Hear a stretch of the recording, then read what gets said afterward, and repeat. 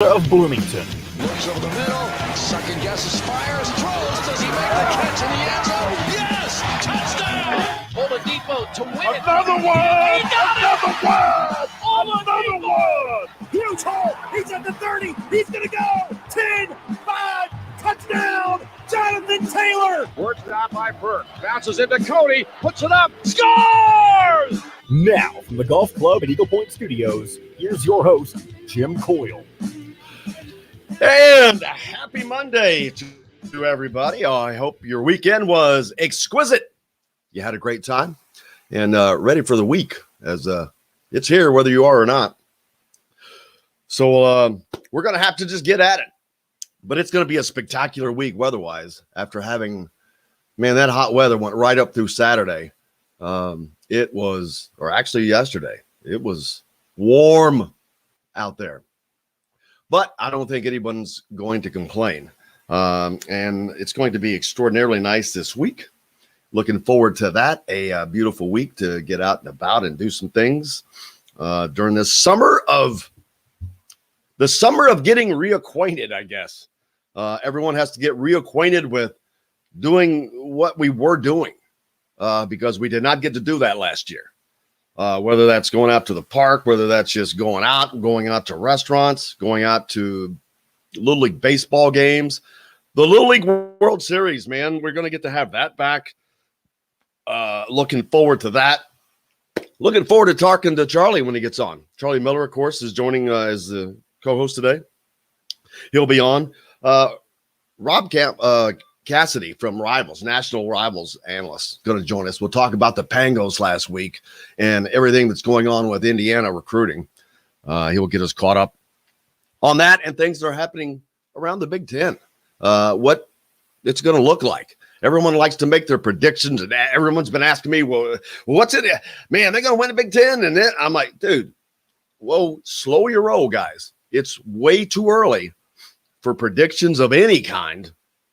Other than I think Indiana's going to have a good season, no doubt, because they've got tons of talent and they've got tons of great coaching around that talent. So I'm not concerned that Indiana is going to be more than competitive. But when you want predictions of finishing first and second and third, man, Mike Woodson barely knows what he has right now as a team. So I know that I surely don't know what they have or many other people. We don't know what Michigan has. We don't know what Ohio State has. It looks like Iowa's going to drop. I don't know what the Big Ten is going to be like this year. It's going to take a little bit to flesh that out. It's way too early. But I do think Indiana is it's going to be fun to watch them compete. It's going to be fun to watch them compete at the upper level of the Big Ten because I can't imagine a team being so good that I think this is going to be a balanced league balanced year in the Big Ten. I don't know enough about the other teams, but I haven't heard of anyone just really jumping up. Michigan, of course, is a team. We'll have to see how they come out looking like, but that's a team that we'll be looking at. But that's down the road a little bit. Got a lot of other things going on. Football coming up. Soccer will start the fall season this year. They did not do that last year. Everything was moved to the spring. So changing of the guard there. Of course, the All-Star game over the weekend. Indiana, again, dominating as they do, winning both games. 93-70 on Friday, 86-70 on Saturday. It was the 101st win in the series for Indiana. They have swept it every year since 2009, the exception of a double overtime loss in 2017. I don't know how that happened. But and it's not like Indiana just doing this. If you go back to the beginning of the series, I think Indiana won the first 10 out of the first 12 games. They've always dominated Kentucky, always will. Nothing changed there. I'll be quite honest, didn't pay a lot of attention to it because any of the guys Indiana would be recruiting are in the junior class. C.J. Gunn, Jalen Washington, Leland Walker. Man, that dude lit it up Leland Walker lit it up. He's only 5'10", but last week at the junior senior all-star game, dude lit it up from three-point land. He was fearless and reminds me of Yogi Ferrell, just not quite as – you never want to say someone can't do something because they're not tall enough because it's ridiculous. I mean, he reminds me of a Jordan Hulls, just not quite their Jordan Hulls. Luke Brown played his last game, high school game. You know, I got to see him play in the I talked about that last week in the junior senior deal. It's going to be interesting to see if he stays at Stetson after a year or two of development. That's a kid that after a couple of years at Stetson will probably be able to move on to a bigger school with this transfer rule that benefits him. So, but we'll see. He'll get the opportunity. Of course, Caleb First led the All-Stars. Kentucky they just don't have much to put up. He was perfect. Luke Brown, speaking of which, was 4 of 4 from the floor. Lawrence North Seymour Avance had 14 points, 8 rebounds, and 5 assists.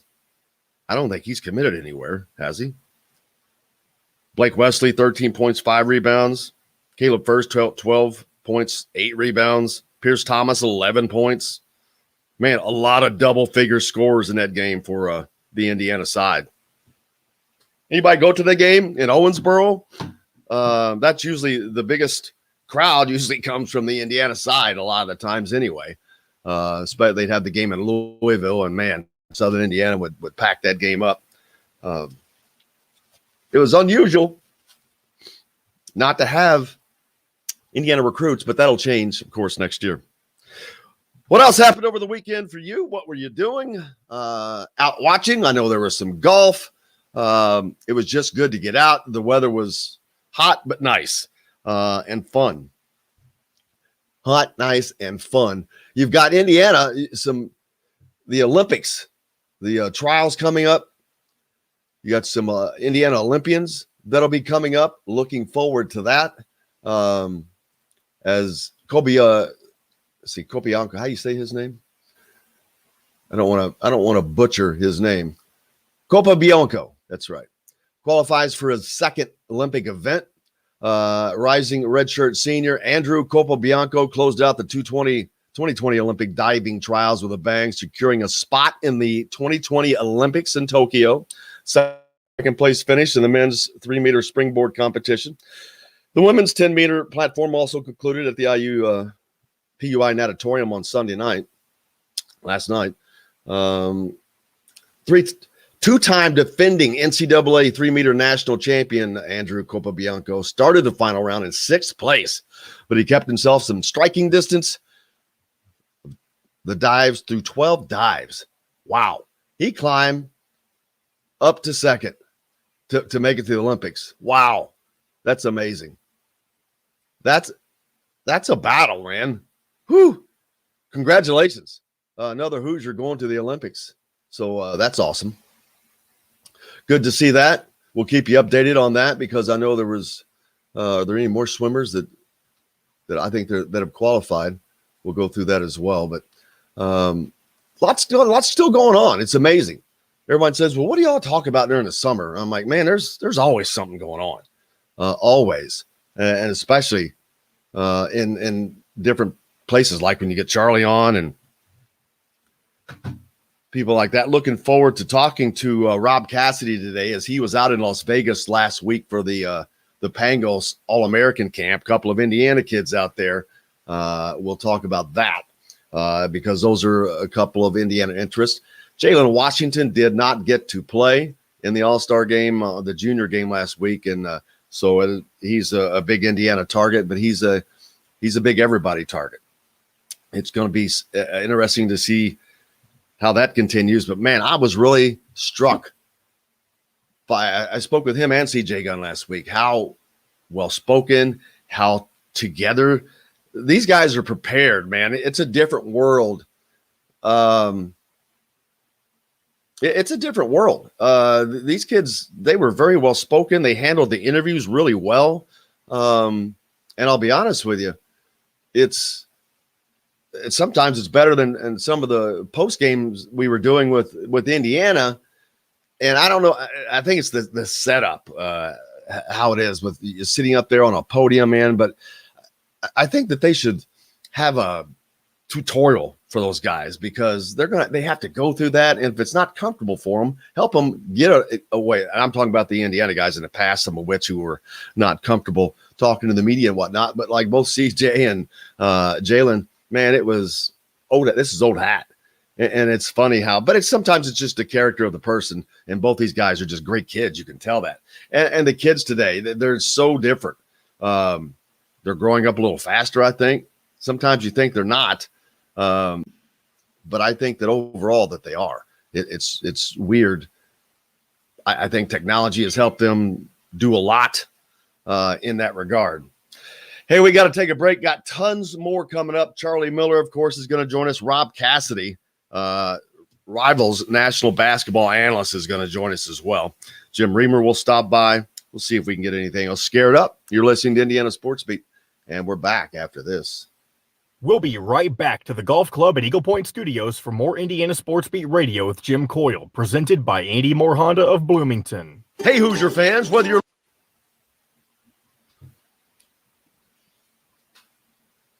Hey, Rob. What's happening? How are you, sir? Oh, man. I'm okay. How are you? Good to what am I trying to say? Not quasi, but cyber meet you. Yes. Yeah, absolutely, man. Thanks for having me on. Appreciate you guys. Appreciate you, brother. Appreciate you. How was Vegas? It was, it was busy. I didn't really get a chance to do much other than work, but it was good. That event's always so loaded, and it's always, at least, it's always good when you come back and feel like it was worth the trip. And that's, one of those times. Trying to think, what are those two kids' names out there? One was from Cathedral. Oh, man.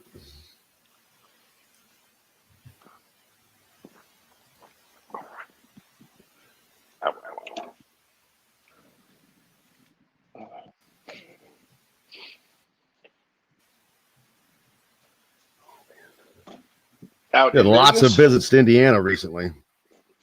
Yeah. No, lots of visits to Indiana. Oh, yeah. I saw Fears was there. Let's see. Over the last few days, I mean, you say it again. So I saw the Jeremy Fears kid was there recently. I like that kid. You like Fears? Yeah, I do. I think he's got a chance. I mean, I don't, you never really know at this point, but he does some good things. Then who else was there? The Caleb Banks kid, right? Yep. Is that the one somebody's from Cathedral High School? I'm trying to pull it up. Caleb's from he's from Fayette County. He's from Georgia. Georgia. Yeah. Somebody was asking me about him that committed. I'm like, they've got all their kids from this year. I don't know what you're talking about. Well, they were talking about him. He visited, yeah. Yeah. Oh, that's who they were asking me about last night. They were in Yogi's. That's who they were talking about. There was a place called Yogi's here, and I was there, and they were asking me about Caleb Banks because they must have had him in there yesterday. Yeah, I'm going to bring us back in. Hanging with friends or on the golf course, Sam's Restaurants has multiple locations and something for everyone. Sam's Restaurant in Fishers has homemade coffee cakes and much more. Sam's Place in Broad Ripple has wings, tender steaks, and seafood. Sam's Ale House in Carmel and on 86th Street in Indy have a long list of craft beers and all of the right foods to go with. Plan a day on the links at Eagle Point in Bloomington, then stay for dinner at Sam's Clubhouse. Sam's Restaurants, professionals in the art of food and drink. Today's guest is brought to you by Reynolds Family Dentistry of Sellersburg. You need $1 million smile for those championship photos, and that's exactly what you'll get with Reynolds Family Dentistry. Now back to the Golf Club at Eagle Point Studios for more Indiana Sports Beat Radio with Jim Coyle, presented by Andy Moore Honda of Bloomington. Here's Jim Coyle. Welcome back on this Monday. Thanks for joining us. Joined now by Rivals National Basketball Recruiting Analyst, Rob Cassidy. How are you, sir? I'm doing well, my friend. How are you? How are things on this lovely morning in Indiana? The weather's great and things are rolling. So COVID is hopefully behind us and keep moving forward, man. We had an all-star game this weekend, the Kentucky-Indiana All-Star Series. Of course, Indiana dominated that, winning both of those. But it's just nice to get out. I was in the gym last Wednesday for the seniors and juniors all-star game. It was just great to get out with people, see games with people in it. It's just nice. So I'm not complaining about anything. No, it's been great, man. It's nice to, I've been back on the road for about 3 months now, and it's starting to feel normal again, which to be in busy gyms and be in packed arenas, which is something that I never thought I'd see a year ago at this time. So things are good. Yeah, you were out in Las Vegas all last week at the Pangos All-American Camp.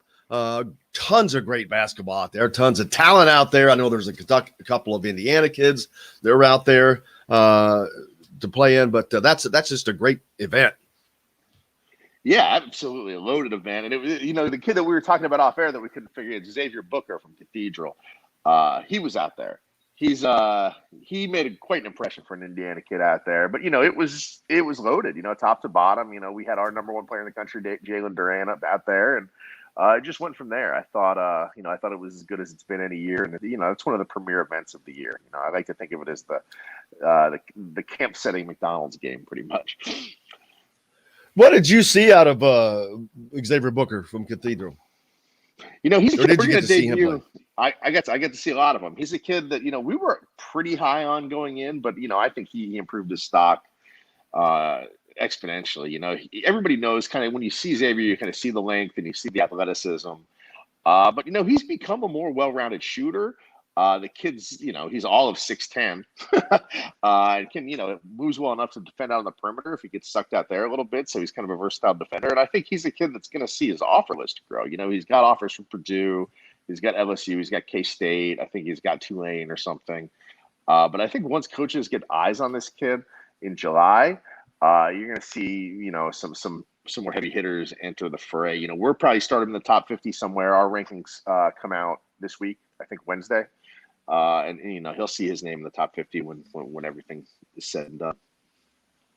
Which is pretty big. I mean, that's up there. You're getting close to the 5-star category of being able to get into that area. But there's a couple of other guys that are out that visiting over the weekend. Indiana, but Caleb Banks was on campus. Sear Malunga was on campus. You had Jeremy Fears on campus all this weekend, or all yesterday, I think.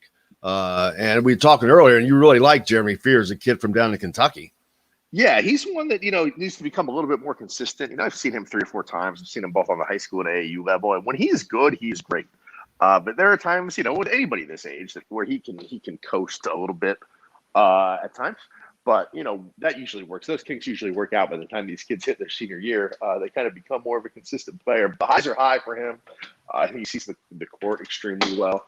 The upside is definitely there. It's just going to be kind of about limiting turnovers and, limiting those bad games that he seems to have from time to time. But, once that all evens out, I think he's got a chance to be a high major player. He's at La Lemure right now. Is that right? Yep, he's there. So I get to see a lot of him because he's at La Lemure. They come through here. I live in Miami, but I spend a lot of time in Orlando at Montvert because, why wouldn't you if you were me? So they come through there. And they played them a couple times. Yeah, IMG. Charlie Miller joining us as well, the former All-American at Indiana. Charlie, I've got Rob Cassidy from Rivals on with us, just talking about some players who saw over the weekend that all are Indiana targets. Right. But he also spends a lot of time. Charlie lives in Dallas, but he's from Miami originally. So how about that? And then Rob lives there now. But awesome. Basketball, I wouldn't think of Miami as basketball. But Rob, you're living there, obviously, so there's a reason for that other than it being Miami, I'm sure.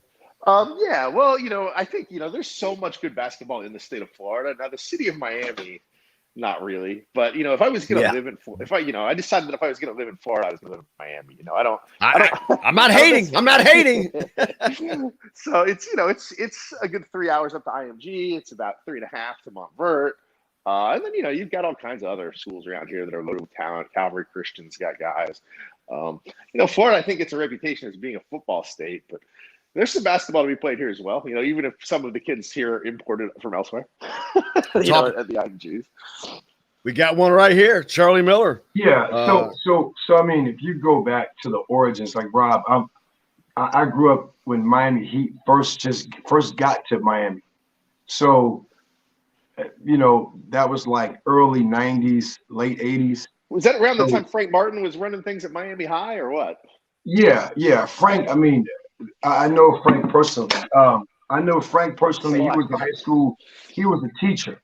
So that's how far I go back. He was a teacher as a JV assistant. He was assistant coach under Shaky Rodriguez. God bless him, who just passed away. Legendary coach out of Miami, Hall of Fame coach, I might add.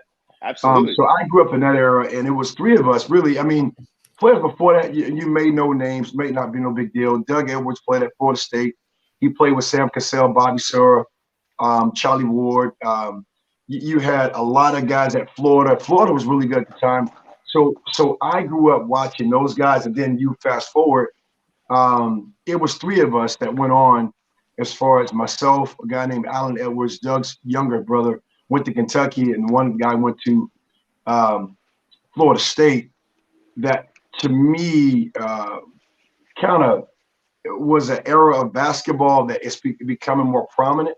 And then when LeBron and those guys got there 10, 15 years plus later, I think it just blew up just because of the winning ways of the Heat. So that to me is when I see basketball being in the city. I'll throw you a curveball here. I know Doug and I know Frank because I was out covering K-State. There we go. When Frank was the head coach at K-State, Doug was on my staff. So I know all those guys. So like Doug, actually, I mean, a great story, because it's funny when I see Frank and people are at his pressers and he's giving life lessons. That's always been Frank. When he was doing our workouts in the summertime at Miami High, it was a bunch of guys coming back to work out, and we'll do interval workouts with the high school kids. And Frank would be the one running them and the likes of. So it's a cool story to look at the advancement of Frank. And actually that whole family tree on their Miami High, because a lot of coaches went on to coach in college and also Division I level head coaches. Yeah, people forget Udonis Haslam was on that team too. That was a big time team Frank had at Miami High. Was that just me, or did it go out? No, we're good. Just you, I guess, because I can hear everything just fine. Okay.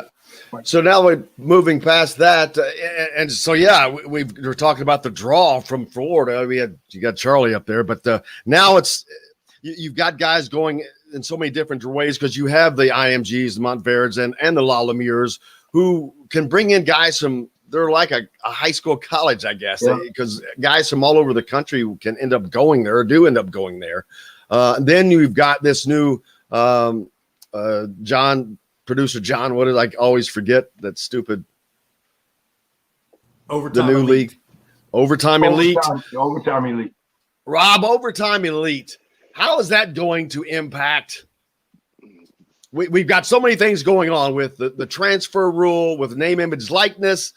Now you've got Overtime Elite, which is a competitor of sorts to the G League. I think it's a better route than the G League, personally. But there's a lot of different things for kids to do now, man. It's going to change college basketball somewhat. So how do you see all of that stuff fitting together? Yeah, it's interesting. I'm on record as I want the Overtime Elite League to succeed because I want these kids to get their money somehow. But it's the way to make, I'm hopeful that it will work, but to make the finances work, you got to sell tickets, right? Or at least create some kind of fan interest. And without like a city to stake it to, or a TV network. I don't understand. I mean, maybe that they can think they can get it screaming, but I guess I don't understand the draw to watch professional high school basketball. Even if there are some good players there, at least with college basketball, you've got a built-in audience. You've got the alumni base. You've got the people that have grown up in the state, the people that have grown up in the city. With these overtime elite league teams, I don't know if there's enough interest in just basketball prospects or people to tune in and watch it. Now, I hope there is because I want this to succeed, but we'll see. Where are you guys kind of at with it? Do you think this is a long-term viable business model or what? Yeah, I don't know. I don't see it working well because, it's cool to show highlights of dunks and threes and do me moves, all good. But now you got 3 minutes of no shots made, going up and down the court, turnovers. That's gonna turn off that same demographic who loves to watch stuff in less than a goldfish for 8 seconds, right? That same attention span robbing demographic that's me like, this is bad, I don't want to watch it. And also advertisement, economic development wise, who's going to really put a stamp on this to want to be behind this, especially if you are NCAA partner? I don't really see you wanting to put yourself out there like that to say we're going to support or give X amount of dollars. I think they're relying on probably highlights. It's interesting. It's going to be interesting to understand the money aspect too. So I don't know. I'm not a hater. I don't. That's where I am too. I'm not a hater. I hope it works, but I really don't think it is going to. Yeah, I don't know because I watched personally the LeVar Ball league. I'm not saying it was bad. I'm not, but it was tough. It was a rough watch. Yeah, look, as somebody that spends a lot of time in AAU gyms, my man, and even, I am as interested in this stuff as anyone is. And there will be times, even at high-level AAU games, where I'm like, man, if I wasn't getting paid to watch this, I'll tell you what. Yeah, sometimes that's why I'm saying it's good for that, for exposure. Because, again, as a coach, as a trainer, you can decipher, okay, hey, bad game, let me look at body language. Yeah. Okay, but now you're talking about this kid's getting hundreds of thousands of dollars or millions of dollars. And trainers, who's the trainers? What are they going to do on the road? So there's a whole outlay for me that I'm thinking about, not just the actual performance, but the development aspect to get these kids to those next levels. How supportive are those going to be? Yeah, a lot of questions that need to be answered for sure. Yeah. Yeah, and we'll see how that works out because it's got to – but I guess they figured why not try.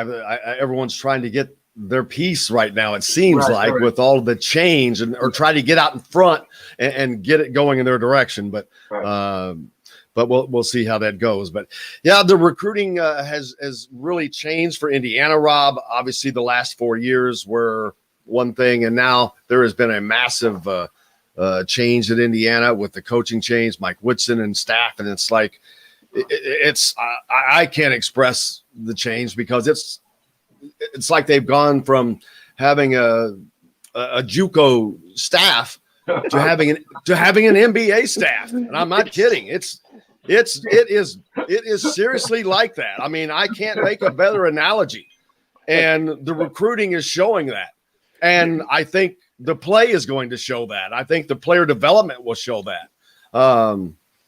I think that the best job that he's ever going to get again is as a JUCO coach. But anyway, tell me how you feel. Tell me how you feel, Jim. Come on, man. I never shied away from it. I think it was fraudulent, just totally fraudulent. But yeah, it's going to be exciting because man, they've got so many different. And then they just brought in another guy who's got 50 years. Everyone was talking about the youth movement earlier. I was too old. They just keep bringing in older people that know stuff. I played golf with John Laskowski a week ago, who's 68. He shot a 77. Now, what does that have to do with coaching basketball? Nothing. But what it tells me is, dude ain't lost nothing. So why does it? I don't care if somebody is 68 and they're coaching. I got news for you. They lost nothing. They've just gained. They know 10 times more than you're ever going to know, probably. So that youth thing or the older thing is just funny to me. Well, yeah, I'll be completely honest with you. When he got hired, I was a little bit worried about it, but I'll tell you what put it to bed. I think everybody knew that Woodson is a hell of a coach. He's got an NBA pedigree. I never had a question, can this guy coach? I think some people had some questions with, does this guy want to recruit at this level?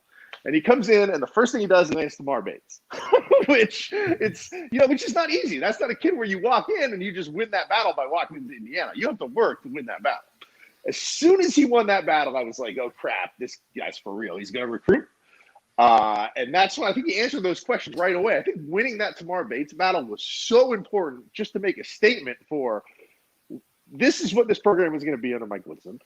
They are going to recruit at a very high level. They're going to out-recruit some major programs. And I think it was nice to make that statement right away. And I think that kind of put some of those doubts to bed pretty quickly.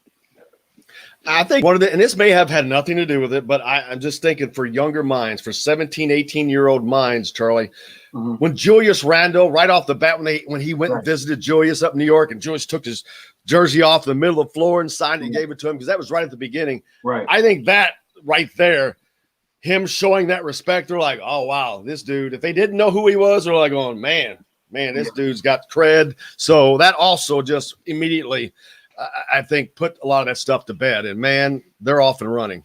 Well, I think I've said this numerous times, and I'll say this in Rob. I think it's really good for younger players to have older coaches, because there is a slight respect, fear that's needed. Not saying it wasn't there at IU before, but it seems like some things kind of got run amok in the program. Also, I think there's going to be a high level of respect factor, because let's not forget he was a great college basketball player, and he averaged really good numbers. So he knows what it takes on that same floor. He played 11 years in the league. He coached over 18, 20 plus years. So his vast experience at every step of the way, playing through injuries, bad back, scoring the ball, all these things he can share. But most important, his transparency is what people are going to be really attracted to. As Tamar said, I want to become a better person, and he said he's going to do that. He didn't guarantee me playing time, and I like that. And I think, yeah, go ahead. I'm sorry. But I'm just going to say that's funny you've said that, because he said the same thing, and he has done that with the media. I mean, he has done that with the media already. An older coach, again, who has plenty of experience of disappointment, being there for players. Again, one of my mentors said to me, when my players hurt, Division I head coach, I hurt. That's what you want. You want somebody caring for you. That's good relationship. That's going to build you up as to the young man you want to be in life. And Rob, you're out there with these kids just constantly all summer, and you see them and how they're recruited and who's recruiting them, and how the recruiting has changed. And it has changed in the last 5 years. It's hard to believe, but it is. There's always a metamorphosis, it seems. But that style, I mean, I know you probably have not spent a lot of time around Mike Woodson, but that style that Charlie just talked about, I think it's having and will have a huge impact for Indiana or any team that has something like that. Yeah, and the other, this is something that I'm sure has been discussed ad nauseum, is, a lot of these kids want a coach that's been where they're trying to go. I mean, it's a part of the season where Juwan Howard is so successful. It's not the whole reason, but Juwan Howard's got an NBA pedigree, a successful one as both a player and an assistant coach. And, Mike Woodson can point to those same things. And, I am out there with these kids all summer. When you talk to them about what they're looking at school, if it's not first, it's second. When you ask them about Penny Hardaway, that's a lot of the allure there, too. They want a guy that's been in the NBA, that knows what it takes to make it in the NBA. And Mike Woodson can boast that, That helps. Hey, you know what? I wonder this, and I say this out of no disrespect, but let's just think about this. I wonder if also someone like a Juwan Howard shows humility, because let's not take away credit or that who's on his staff as an assistant coach that's been a head coach for over 30-some plus years. And shows deference in a respect to, man, hey, I don't know it all. I got people that, pouring to me. And I think that speaks volume as well from a mentorship standpoint.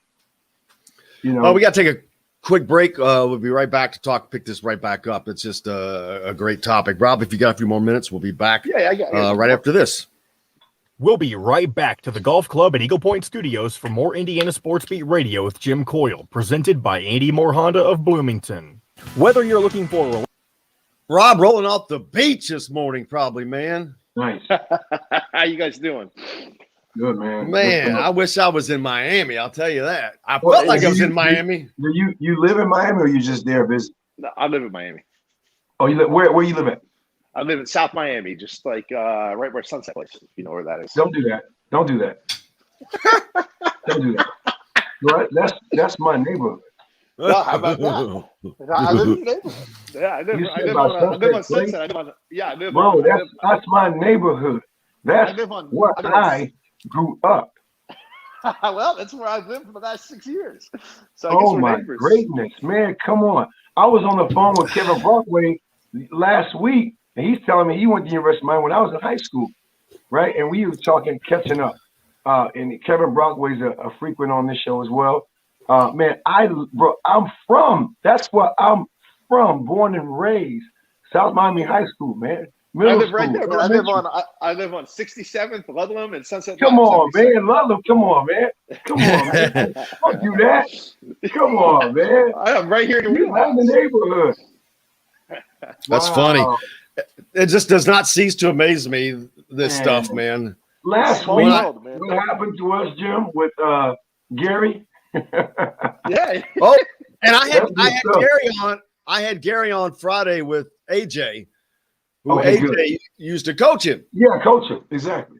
Yeah. And then this guy, Gary Reedus. It's Gary Reedus the second, Rob. Okay. Who actually I got him on because initially I thought it was Gary Reedus, the old Cincinnati Reds player, because I'm a big Reds fan.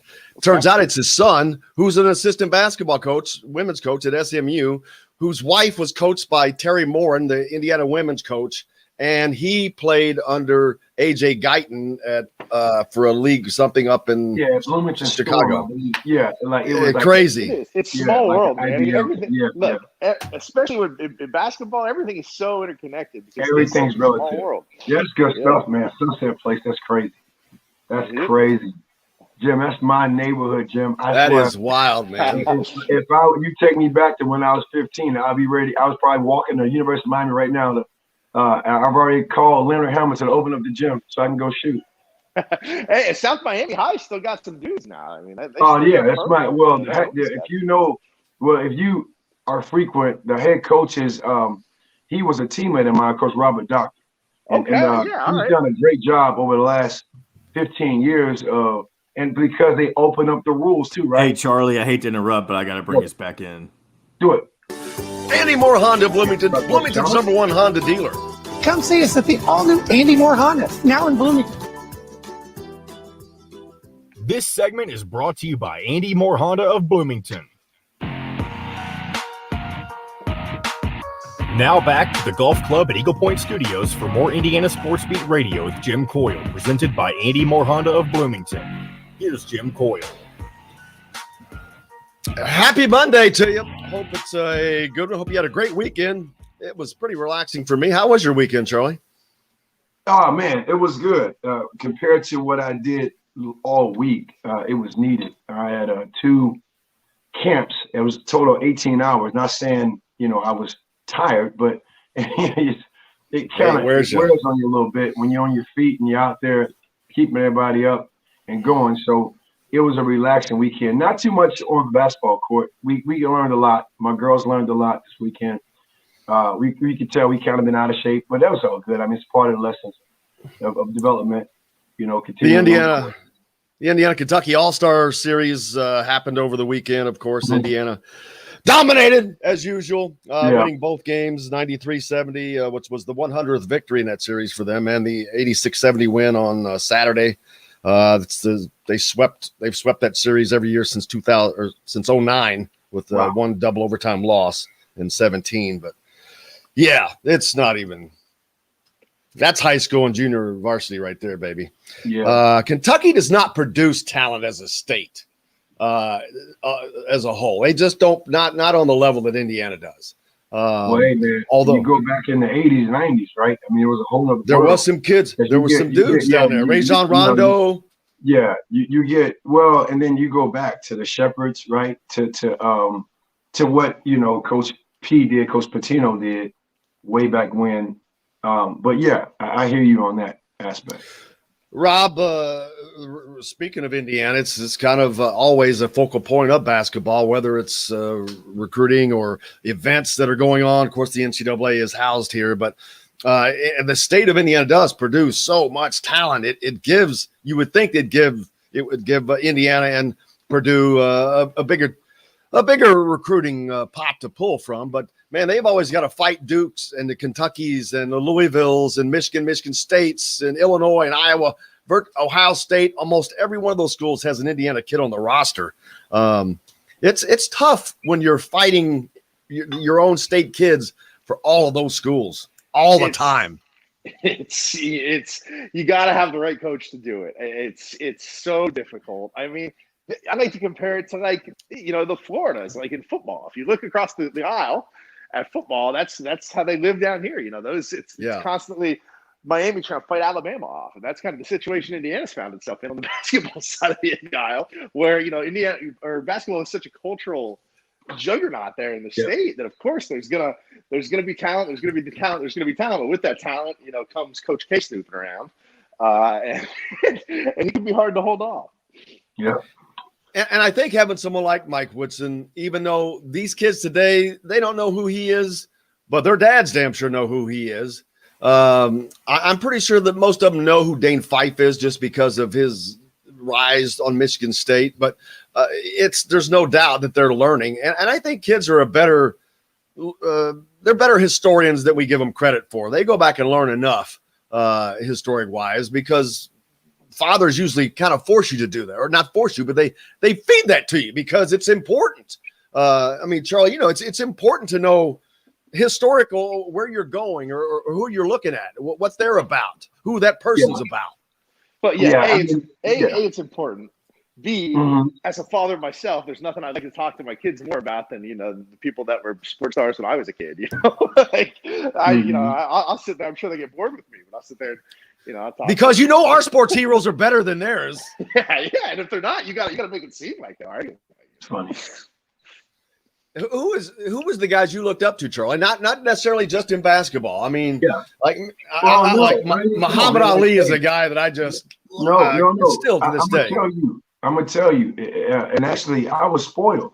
Because again, we talked about where Rob lives at. I was spoiled. I didn't have to look outside my neighborhood. University of Miami was a 10-minute walk from my house to the campus, and the campus was wide open. It was a small private school with 2,400 kids. Back when I was younger, so how many? Walk up there, 2,500. It was private. And Miami, it's still private. Yeah, private. Miami only had 2,500 kids. It was a small school. But then when you talk about recruitment, check it out. This is when I was spoiled at. I can walk out there and watch football practice anytime we wanted to. And I'm talking about this is when Miami was independent. So they played the likes of Nebraska, Oklahoma, Notre Dame, and all of a sudden in the national championship. They had no affiliation. They didn't have it. They didn't need it. So my heroes. Say it again. Is that when Howard Schnellerberger was there? Or was he gone? Yes. My heroes were the Melvin Brattons of the world, was a former football player. All of Benny Blaze. Like if I keep naming it, that's what I thought I was going to do: play quarterback, wide receiver, because those were the guys I was looking out at my windshield. Because it was a rock throw, and they always were in our neighborhood. Michael Irvin was always in our neighborhood, right? It was right athletes. So it was everything. So for me, those are my heroes. And then you got the Dan Marinos, the Mark Claytons, Mark, Super Duper, who went to Louisville. Yeah, all those football things. I mean, So that was my outlook. It was football related because I was spoiled, and they were winning in big ways. And they didn't have to recruit out of the state. Rob, what comes up next for you, recruiting-wise? Where are you heading? What are you covering? I'll be this weekend in Philadelphia at Philly Live. So the coaches are getting ready to hit the road. We've got our guy Dan in Atlanta.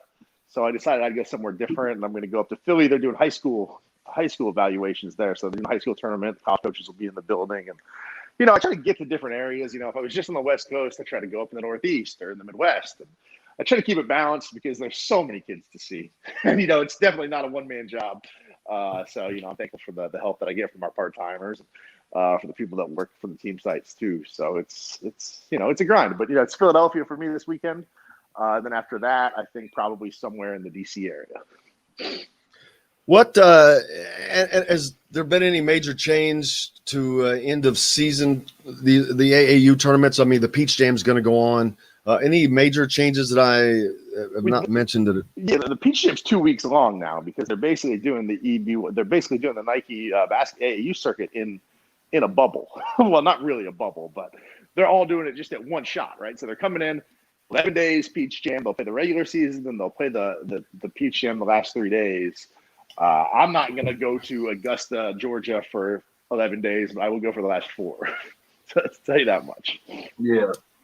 Get me on the golf course down there. I'll drive you down. Yeah, I'd like to, I'd like to get out there too because it's beautiful, but I haven't swung a golf club in about half a decade, so they'd run me out of there. You could just drive the cart. Yeah, I'm down for that though. That's my favorite part of the golf course anyway. Well, sometimes it's my favorite when I'm playing like I play sometimes, trust me. So, but you got and the circuits. Adidas has their own deal now. I think they play in a lot of their own tournaments, right? The gauntlet, and they'll play. Before the circuit season starts, the teams kind of play each other sometimes at events. But once the circuit starts, it's different this year because they're playing it all in one place. The Nike schools will play the Nike schools, the Adidas schools will play the Adidas schools, and so forth. Where is the gauntlet going to be? Birmingham, I believe.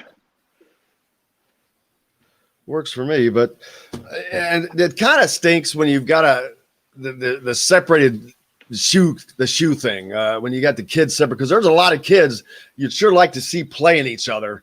And you get some of that still, in in certain events.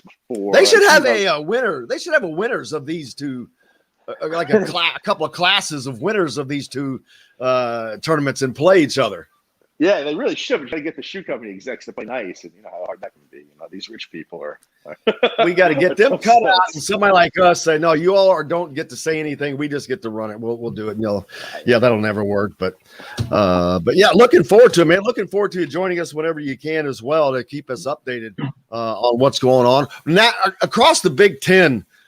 I'm not keeping up with what is going on at Michigan, and I know Iowa seems like they're going to drop off. I don't know what's Ohio State seems like they may gain it. What across the Big Ten, Illinois and Purdue? Those are big question marks. What are you seeing from those teams across the conference? I think this next year is going to be. It's going to be a tough one for Illinois. I think Michigan is obviously the team to watch there as far as long term. I think they've made a great hire. I think, the kids love Juwan, and, he's done a tremendous job there already, and they've got quite a class coming in. So that's one that I would keep an eye on. And, the opposite end of that is Illinois right now. They lost a lot and did not really replace it with much. And, I love Brad Underwood. I think he's a good coach, but it's going to be. They lost a lot of coaching, too. They did. They absolutely. A lot of recruiting firepower as well. It might be a tough year or two there in Champaign. So, it's how these things go, though. It's cyclical. Some schools are down, some are up. But, I think you nailed it pretty well. I think there's some definite question marks in the places that you pointed out. And because of that, and again, people ask me, I'm like, dude, I had no question. I said, Mike Woodson doesn't know what he has yet. So how in the hell am I going to know? But as I look through that stuff and I know the talent that they have, I'm like, man, they should, without question, be able to compete in the top fourth of the Big Ten this year, I think, Charlie. But I don't know that because until we find out who's got what. But with knowing what everybody seems to have lost, but we don't know what Purdue is going to be like. They have a pretty good class coming in, and they got a lot of guys that stayed. But Michigan is the team to beat. But Indiana's going to be up there. They're going to be competitive. They're going to be well coached, and they're going to have the talent. I did some math on Saturday, just kind of not knowing you were going to kind of go this direction. But I was like, okay, if all is equal, you have Xavier averaging 16, Trace around 17, 33. You got Miller around 11, 12. You know, you got about 50-plus points roughly. I mean, so I don't know if that's still going to stand. And then you got to figure out what you're going to do on the bench. It's so early in the summer. Everyone's going to look great. I mean, they're college players. They should all make shots, and body's going to get filled up. Oh, that's cool. But it's going to come down to the possessions, man. And that's what I'm saying. Like, even when they go to Bahamas, who knows? But it's too early to determine what you're going to get chemistry-wise, adjustment-wise, and even going to Bahamas when they play, not saying it's going to be no competition, but I think they're going to learn a lot, but it's still not going to be the same as when you suit up Big Ten play, when you suit up non-conference play. So yeah, they've only been together as a unit for a couple of days. A couple of weeks. Yeah. And still, I don't know. You know, I'm stuck. I'm leaving it open, man. I don't want to get too much on who's going to do what and where. So yeah, I'm still stuck on that, Jim. And Rob, I know it's just a guessing game. Actually, that's what I tell people. It's a guessing game. Just from what Charlie just said. What I said earlier, Mike Woodson doesn't know what he has, so how in the hell am I going to know? Miller Kopp, I think, just arrived on campus on like the 11th or the 12th, so it was just a couple of days ago. They're just now getting together as a unit, so they haven't really. There's no cohesiveness yet. But you've got guys that were there before, but they've got to change what they were running and what they were doing. I don't think that's going to be a problem. I think it's going to be just a lot of fun for them because they have some guys that are going to be able to hit shots now, Rob, and that was a gigantic problem the last 4 years, just hitting shots and free throws, which will change life immensely for anyone. But it's going to be a fun season for Indiana fans, no matter what. I think that they're going to see something they haven't seen in 4 years. Yeah, and like I said, even when you think you know what you got on the guys returning, you really don't because it's just how different it is in a different system. You know, it's amazing what you can do to a guy just by changing the system he's in. I mean, you can make a guy that looks like crap look like look like a key part of a team, and that can go the other way too. So it's going to be interesting because, like you said, it is a grab bag, and even the guys that you think you know about, you might not know about anymore because you know how they function inside Woodson's system is going to look a lot different. Yeah, because we saw Jerome Hunter that wasn't going to work, and so he was moved aside. Of course, everyone else that's here, you assume is all in, but they still have to, you know, they got to perform. Rob Fennessy, you know, he's got to up his game. He's going to have to make some strides in his position. I'm not saying he can't or he won't, but he's going to have to. He's going to get pushed now. Everybody's going to get pushed now. That's something, Charlie, that is immensely important that I don't think was happening before. No one was being pushed for a starting position because they were basically set. Yeah, it was set, and we knew that. I mean, you listen to Archie's pressers. I mean, you knew the 8 guys were going to play, which is, I mean, it is what it is. You got your system, and like it's not changing, right? Week to week, it's not changing. But now, with the open dialogue of I can't guarantee I'm not going to recruit over you. We got to get players in. There's a sense of importance and necessarily urgency. I think that's going to push players and the competitive nature that I think has always been there. But now, again, it's a different command in a sense, right? Where now you definitely have to be on your game. And, you know, just going off of film, which I'm more than certain the coaches have been watching for months, film tells one thing, they watching a player tells another. So they got to get the two to match. That's where that gap is at to me. Hey, look, I mean, almost like what he said with Jerome. Hey, we know he can make it, but the film didn't match to his play. So I'm more than certain that's been a dialogue with a lot of players. We got to get that film to match what we know you can do and get you out of your own head possibly and build your confidence up so you can produce and do the things that you want to do to play at this level. Rob, what do you have coming up next, man? Hi, like I said, I'm in Philadelphia. I'm really interested to see what that's like. I don't really know what to expect. I haven't seen a team roster or anything yet. So sometimes you go into these things blind and hope that they brought in some pretty good teams because, you know, it may not shock you to know that the AAU circuit sometimes can be a little bit unorganized. So it's kind of a grab bag for me, but I'm off to Philly on Thursday and then I'm back home on Monday night. Well, we'll look forward to it, brother. Look forward to talking to you about what's going on out there this summer and keeping people involved, and make sure they give you a follow. What is your I didn't have your Twitter handle pulled up. What's your Twitter handle? Yeah, it's Cassidy_Rob there on Twitter. And I appreciate you guys having me on, man. It's been a pleasure as always, man. You guys are easy to talk to, so you make it easy. We'll get it sent out, man. We'll love doing this. So we'll do a little bit more often, and we'll get this sent out online as well. But make sure you give Rob a follow from Rivals, the National Recruiting Analyst. Reamer, thank you. Appreciate you, brother. Anytime. We'll talk soon, all right? Okay. You betcha.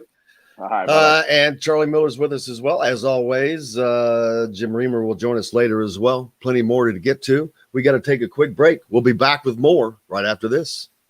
We'll be right back to the Golf Club at Eagle Point Studios for more Indiana Sports Beat Radio with Jim Coyle, presented by Andy Moore Honda of Bloomington. Hey, Hoosier fans, whether you're... Holy cow, that's an hour gone already. Oh, man. Since we've gone to 2 hours, it goes so much faster. Yeah. I look every day. I'm like, God dang, it's 11 already. I'm like, crap. That's good stuff.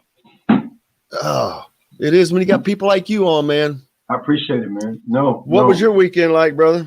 It wasn't really good on the court, but again, you can kind of tell we've been out of it. My girls, vacation, school ending, one player that I think she missed out, my point guard. So the flow of the game wasn't the same, but we made the most of it.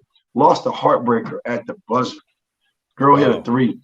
Hey, man, it was, again, every possession matters. We talked about switching every screen. We talked about closing out, making it difficult. We switched it, but we didn't close out. And she switched it. And she knocked down probably about a 22-footer. And time expired. Heartbreaker. Up 15, too. Up 15, lost lead. So a 18-point swing, and that just kind of goes back to kind of where we were.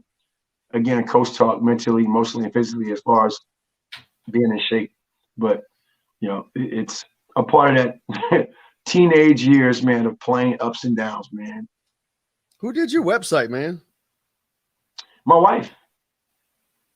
Is she a doctor? No, that's Verdell's. What's your wife do? She works with me.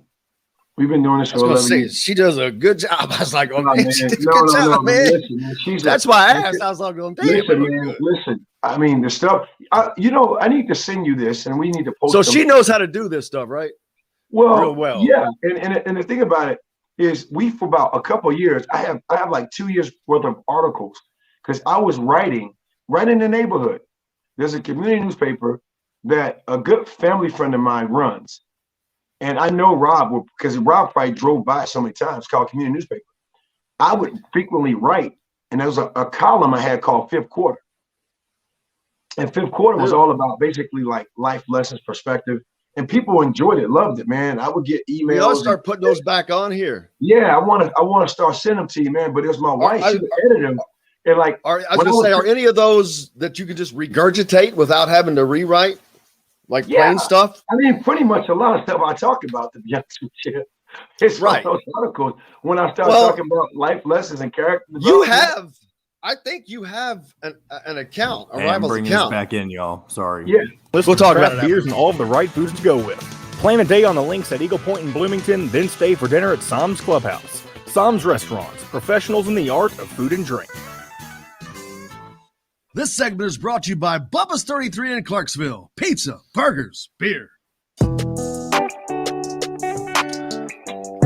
Now back to the Golf Club at Eagle Point Studios for more Indiana Sports Beat Radio with Jim Coyle, presented by Andy Moore Honda of Bloomington. Here's Jim Coyle. Happy Monday, everybody.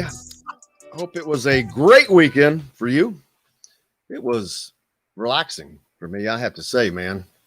I got some sleep in. Good. Needed it. Loved it. It was beautiful. I played golf horribly. Absolutely atrocious. It's always a good thing because you can get out there and play. All right? Yeah, I mean, it was fun. Let me tell you, it got hot Saturday. We was out there Saturday, and I'm like, wow, it was getting warm. The NBA still going on. Games are getting tight, man. You got do you have a team, NBA team? I don't. It's getting tight and feisty as I see. Right? You saw Kevin. Yeah. Kevin. Hey, look. And they're good friends because they went to UT together. PJ Tucker and Kevin Durant. What was interesting to me, if you knew the backstory, was Kevin Durant's bodyguards jumped in the middle of the scrimmage.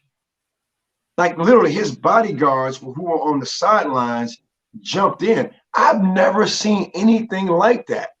I never even heard of anything like that.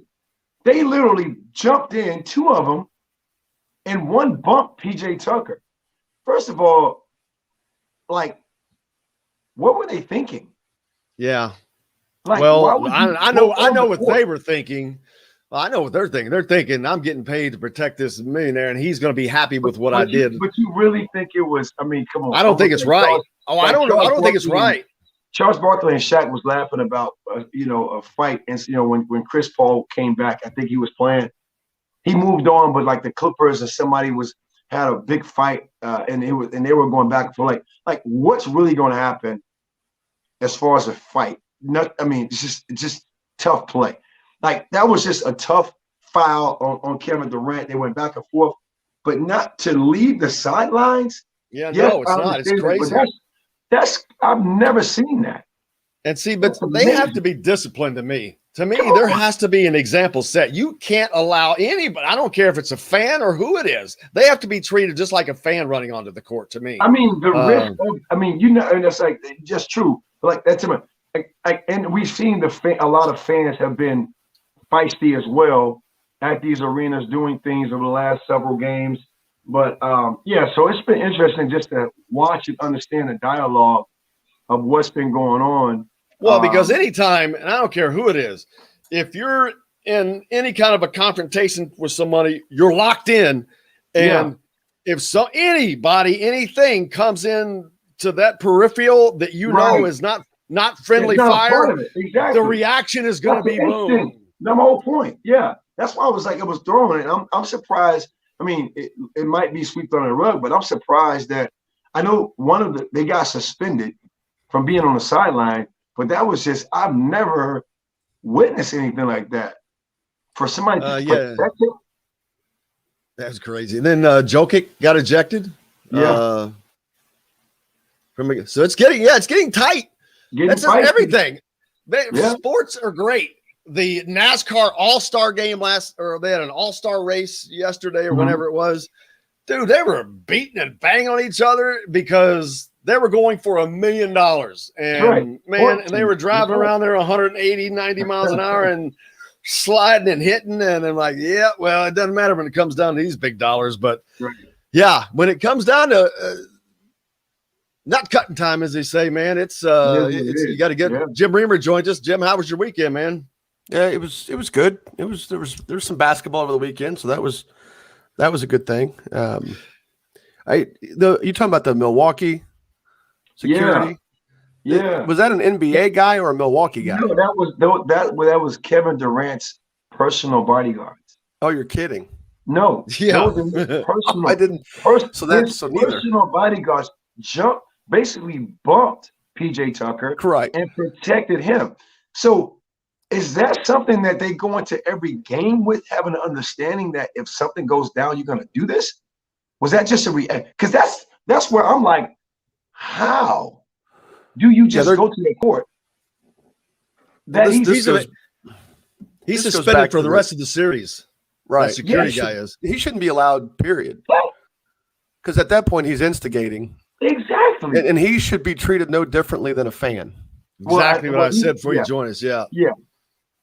He should be treated. I mean, it was bizarre because Milwaukee was at home. So without having the proper contact, that's why I asked. And I hadn't looked. I mean, I guess I could have looked it up, but just hadn't really been in a position to do that or to think about it. Hearing you guys talk about it. He had two bodyguards. Jump out there to protect him. That's that. I can't even. No, they should be treated. They should be treated the same as fans. Period. I'm just blown that even happened. Like, I mean, even if they didn't fined and everything. Because think about a player just leaving the bench. just a player leaving the bench gets a big time Civilian. fine. I don't care what you call them. They're civilians. They're fans. Yeah, absolutely. Yeah, you're protected. Like, you just come on, man. Jim, anybody that leaves the bench is suspended a game. Yeah, well, he's suspended for the series, though. I can't believe that. Think of has he not? He should be done for the season, man. It was a double check, and that was it. And then obviously the repercussions after the game. And then we don't need to carry this during the segment, but I'm just still blown that somebody would protect their guy like that in a game. Is it his security or is it the Bucks? It was his security. It was Kevin Durant's personal security. Well, here it says that Bucks director of team security, Greg Jones, then jumped between Lambert and Tucker, adding another shove. Maybe he's a different somebody else who came. Lambert would be the guy. Lambert would be the guy if reading the context of what trying to plow through the context of what you just said. Lambert, not knowing who Lambert is, would be, I guess, Durant's security guy. And then the other NBA, Kevin, guys who jumped out there because the guy jumped out there. So it was crazy. I'm like, two random guys. Come on, man. It was not that hard of a foul. They were just going back and forth talking crap. What's that like? You don't see this every day in every game. I mean, guys, it happens. Well. They know each other well. I mean, not saying that matters, but they're both UT guys. I mean, University of Texas guys, and it was just a play. Anyway. RBO sprint. Saturday was crazy in sports. You had the soccer guy had a heart attack. I got a story for this one. He was just, but we've seen this unfortunately in basketball a lot. A guy just be walking up the floor, but fortunately, this guy has survived and he's okay. But man, it's too many times we've seen. Yes, sir. You know, you think of Hank Gathers or something like that, which wasn't like that. But in soccer, it's so weird because all these guys do is run. They're in the best shape of any athlete in the world, probably. They run 6 miles a match. And so it's just unusual. It's almost unheard of for a soccer player to have a heart attack on the court or on the pitch. I've dealt with this as a direct. So I run a fall league every year. It's thankfully it's pretty large. And a few years ago, we had a kid from Fishers, whose name I'm going to forget now. Bigger kid, but he had what was later described as a cardiac event. I mean, he collapsed on the court. My God. And I'm scared to death for him. I'm scared to death for the situation just because I've never had to deal with that before. You think of all the different ways that can go wrong. Paramedics, luckily there in Noblesville, the closest fire station is right around the corner. So they were there pretty quickly. I mean, this goes beyond having a trainer on the court. I can't remember if that was before it was around 2010. So I don't know if you had to have AEDs on locations like that. It was at a Boys and Girls Club in Noblesville, and they're just the host. I'm renting the facility, so they're not liable in any way, shape, or form in that situation. But he was back the next weekend playing. My God. And his mother, she's just like, oh yeah, he's had this before. I was like, well, you got to be kidding me. And they just acted like it was nothing, like, And I made her write a letter basically waiving him the rest of the event. I mean, I've got a little bit of a medical waiver locked into when you register, but it doesn't say anything specifically about returning from injury. And I've changed the verbiage a little bit, but I still have yet to add the words cardiac event. But that was scary / bizarre in that order. So obviously always glad when it doesn't lead to death, but when I saw that soccer stuff, I immediately flashed back to that and just how awful I felt that was going on and how helpless I felt as that was going on. So sports have just continued to try to make them as safe as possible, but no matter what, you can't always do everything. But no, there's just inherent risks. I mean, it's just the human body. We can't. Sometimes it does things that we can't control when you least expect it, and hopefully, when it does there will be the people and the equipment to take care of it. But yeah, it was frightening to see that. But hopefully that everything always continues to come out that way. But and now we move on. What's up next? Big. We just had the All-Star game. That's in the books. And speaking of that, again, Kentucky or Indiana dominates Kentucky once again, as they have for years and years and years. And this was not a recent thing. If you go back to the series, Indiana won like 10 out of the first 12 games in the series, I think. So the domination started from the word go. And now they've got, it's over. The series record is now 101-44. So let's see, Kentucky has won maybe 2 games in the last 20 years, I'm going to say. Maybe 3 games in the last 20 years, probably. Well, Indiana has bigger population centers than Kentucky does. I mean, they have about 1 million more. I mean, Lexington is about the size of, maybe it's a little bit, maybe it's bigger than Fort Wayne. Louisville's certainly the size of Indianapolis. And they're neck and neck, whenever census comes out and you check that stuff and talk. And the only reason why I ever check it is because I do pay attention to size of TV markets, just as a general hobby, I think. But then, you've got places like Bloomington, in Indiana, you got places like Bloomington, you've got the entire region. That's huge. You've got the northern suburbs of Louisville is basically Indiana. So there's a lot of large centers of talent in Indiana that don't even necessarily revolve around Indianapolis. That produces the kind of kids that there's just more people here, and bigger schools and bigger, more talent that's produced on a yearly basis. Yeah, we're going. I guess go ahead and take a quick break. When we come back, we'll talk about. They maybe look at, and I know that I'm not the one to bring this up, but Illinois, Ohio, they don't have an all-star game team, or to my knowledge. But man, both of those states, plenty of people, size, something that could happen. Maybe see a 4-way deal, but let's talk about that when we come back after this. We'll be right back to the Golf Club at Eagle Point Studios for more Indiana Sports Beat Radio with Jim Coyle, presented by Andy Moore Honda of Bloomington. Whether you're looking for a relaxed... Oh, okay. So Labor Day is the only time you could do that, Charlie?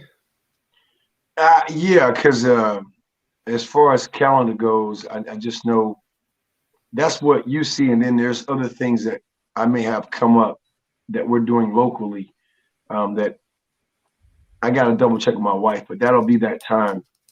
Is that September 4th? I don't. I'll have to look. If it is, right before that would be pretty incredible, because that's Indiana's. Oh, no, they open at Iowa that weekend. September 4th. Wait, no. Yeah, Saturday is the 4th. Yeah, they open at Iowa football on that weekend. Mm-hmm. And then the following weekend, they host Idaho. Cool. There have been Michigan, Indiana, Ohio all-star events, past and present. They're just not very well organized. It's friends and family. Well, they're well. Yeah, it's just friends and family. They're basically attended like AAU games. And that's through no fault of the organizer. There's just not enough. That's how they're. That's how they're attended in Kentucky. Are they? Yeah. Oh, that's why they move it around all the places. It goes from Owensboro to Frankfurt to Bowling Green. Well, they don't get their best players. There's a topic on the board, on one of your, the board on your site, on the site where. But this year, what players did they not get this year? I don't know. I don't pay attention to their talent. I think they use that as an excuse. I don't think they have that much. Zion Harmon even play? He was their only top 50 player. And he didn't play. The best guys the biggest college guys they had was Akron. Wow. But their Mr. Basketball is going to Western Kentucky. That says a lot. Well, because he's not part of that process. It's the same. They have this weird tryout system down there where you have to be there. Where Indiana, we just pick it. I mean, it's there's some you have to try out for Mr. Basketball? You have to be part of the All-Star process to win Mr. Basketball. And they have that weird – I don't know the structure of it, and I don't know when they started it. I don't even know if they did it this year. If COVID changed anything, I don't know. But they had this weird tryout structure where if you can't be at the workouts, you're not part of the team. It's almost like they treat it like it's USA basketball. It's basically the non-Louisville coaches. Hey, sorry, Jim, I got to bring us back in. That's cool. Come on. Andy Moore Honda Bloomington, Bloomington's #1 Honda dealer. Come see us at the all-new Andy Moore Honda, now in Bloomington. This segment is brought to you by Remax Advanced Realty, Indy Home Pros team by Cheryl Sizemore. Now back to the Golf Club at Eagle Point Studios for more Indiana Sports Beat Radio with Jim Coyle, presented by Andy Moore Honda of Bloomington. Here's Jim Coyle. Welcome back on this Monday. Happy Monday. Hope you had a great weekend and ready to get the week started. Jim Reamer with us. Charlie Miller, as always. A lot of visitors to the Indiana basketball facilities over the last few days, guys. Caleb Banks, a Rivals 150 wing, one of the biggest yesterday, was in there. They had Jeremy Fears over the weekend and another one that I failed to write down. But 3 visitors this weekend. That's a lot of activity. I got a question. Jim Reamer, you may know this. Jim, you may know this as well. Coyle. When did they start doing the put on the uniform, take pictures thing? When did that – give me the – They changed the rules a few years ago about how you could handle these types of visits. And a lot of it is – I don't know what prompted it, but it just became when they got – about the time they got rid of –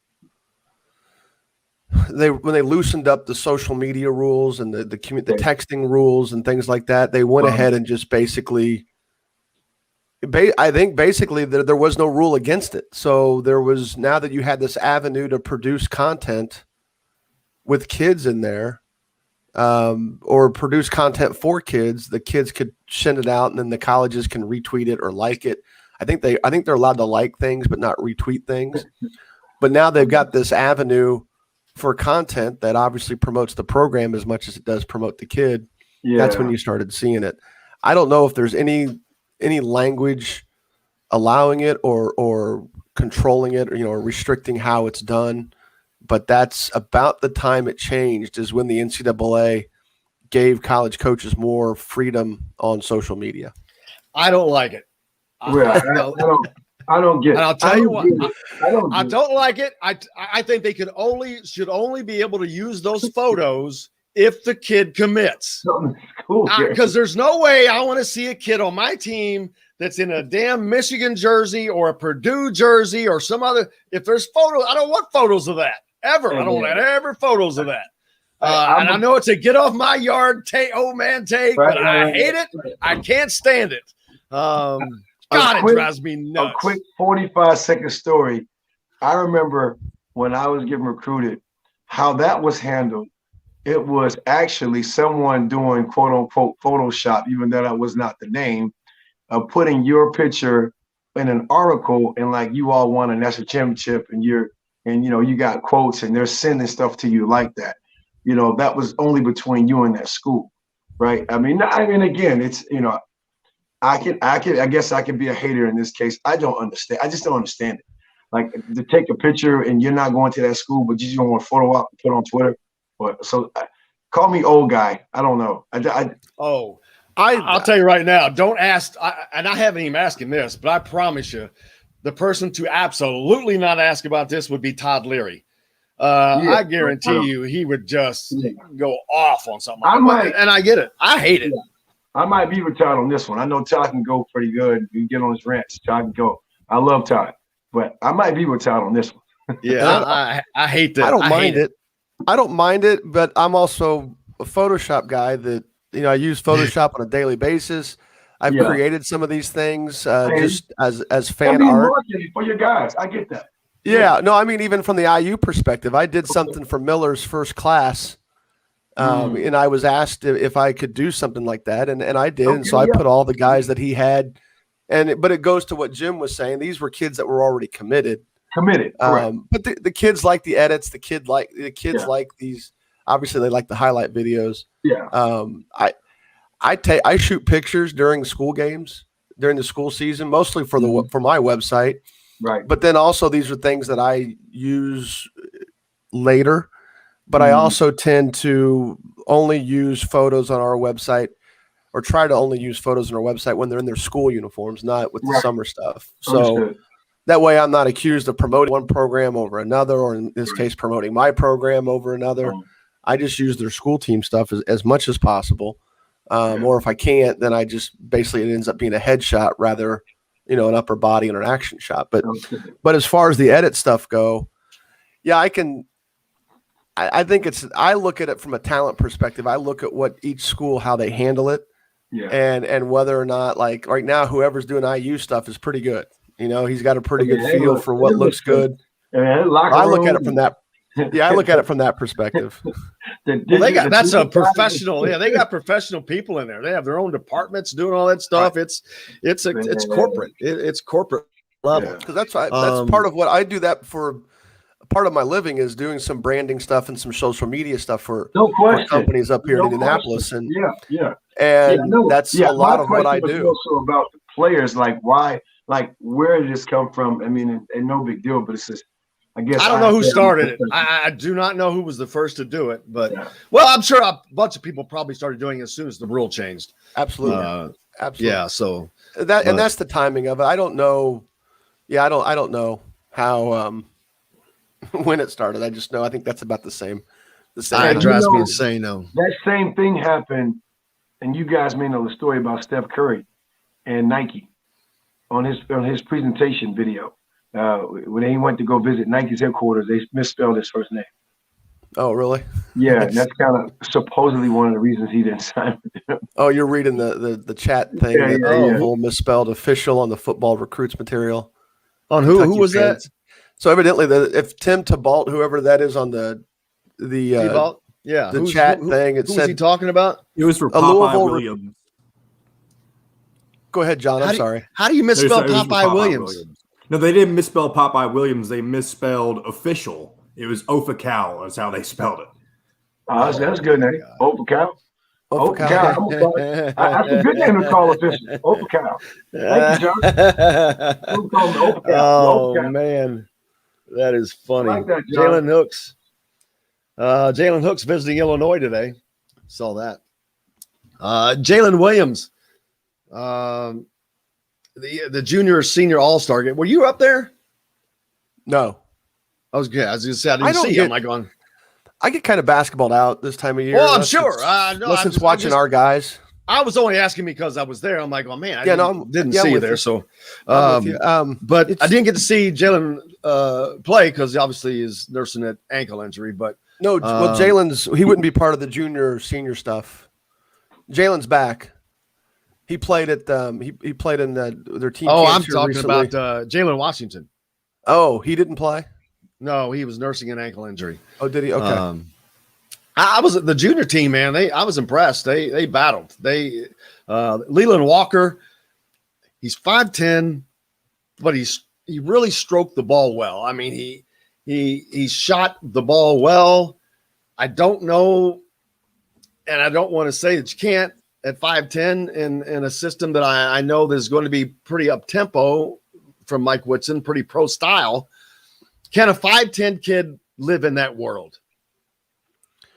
I mean, if you're as athletic as Leland is, there's some evidence to suggest that he could. I think the last thing for him was his shot development, especially would he be able to beat teams that go underneath him on ball screens. I know that Coach Miller was looking for bigger guards out of this class. I don't know that disposition has changed any with an NBA coach coming in who wants his 1 and his 2 and to be kind of the same, to possibly be kind of the same guy. But I know that the size is an issue. His shot was an issue. And sometimes when you combine those two, that's almost like 2 strikes against him. But at the same time, his shot's developing and he is just super, super athletic. and has evolved as a team manager and playmaker for other people. I like him. I mean, I think he would be a kid, especially if you felt like you had some size at the wing. You could go that route for sure because he has everything you'd want at that position. Charlie, how difficult is it? Jordan Hulls made it work, but he was right at 6 foot, I think, at least. Jordan is. Yeah. So, and I know that you say, oh, that's only 2 inches shorter, but man, in that world, unless you've got some hops that make up for that, or it's tougher. If you've got a 6'5" guard guarding you, a defender, it just makes life difficult. But I'm not saying we've seen guys do all kinds of things. So it's not like I'm saying anybody can't do anything.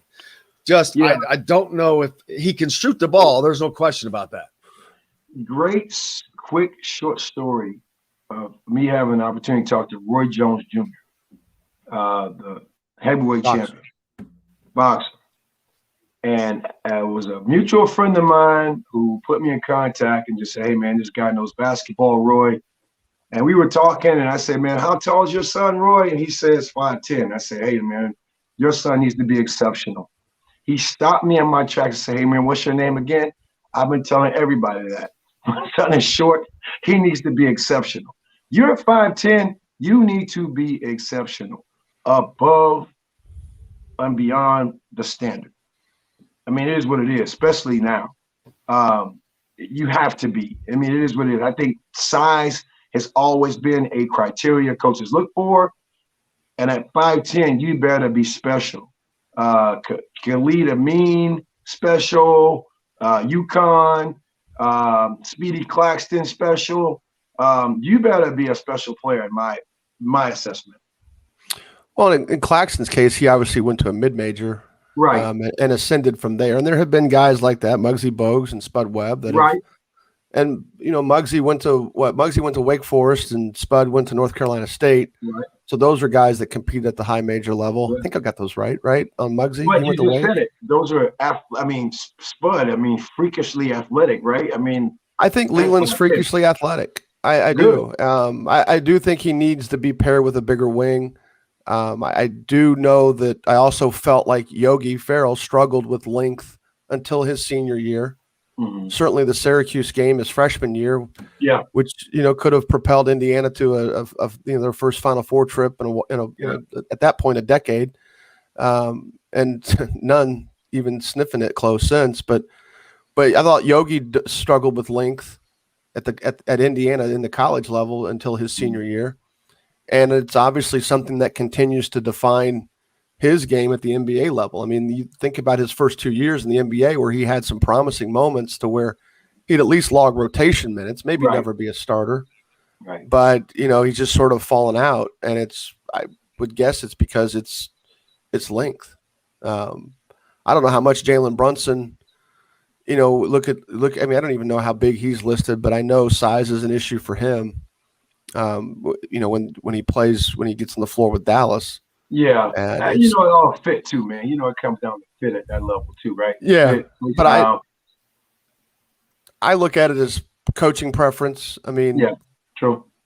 If you think you can land a big time, whatever that means, point guard in that class, and he happens to be 6'3", 6'4", and maybe every bit as athletic as Leland, right, then maybe you're going to lean in that direction, or at least try to swing in that direction.